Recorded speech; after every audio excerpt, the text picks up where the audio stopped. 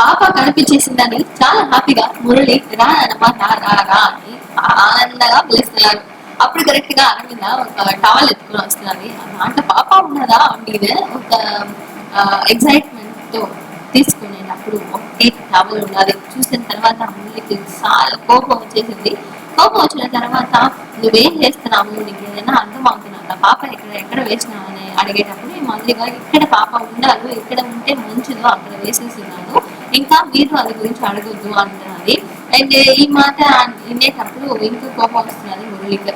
నువ్వు ఏమన్నా అనుకో, ఎక్కడన్నా ఖచ్చితంగా పాప ఎక్కడ ఉన్నదని కనిపెట్టేసి నీ ముందే ఎత్తుకొని వచ్చి చంపేస్తాను అంటున్నారు. ఈ డైలాగ్ అంతా బాగానే ఉన్నది, అయినా పాప ఎక్కడ ఉన్నదని ఇప్పుడు వికీకి తెలుసు, అయినా ఎవరికి తెలియదు.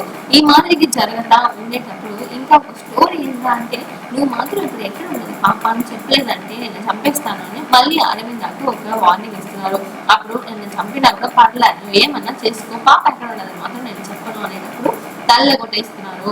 అండ్ అప్పుడు ఒక పెద్ద ఏం చెప్పేది తమిళ్లో కట్టు అంతా వేసుకొని వస్తున్నారు, ఏదో ఇదంతా వేసుకొని వస్తున్నది అరవింద.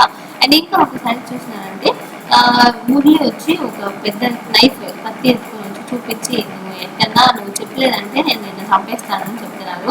అప్పుడు ఏమన్నా ఒక మంచి సూపర్ డిసిషన్ ఖచ్చితంగా అరవింద ఎత్తాదని అందరికి నమ్మకం ఉండదు. ఏం జరగబోతుంది, ఎట్లా పోతుందని వెయిట్ చేసి చూస్తాం. ఈ మాదిరి ఎగ్జైట్మెంట్ న్యూస్ తెలుసుకోవడానికి ఛానల్ సబ్స్క్రైబ్ చేసుకోండి. బాయ్.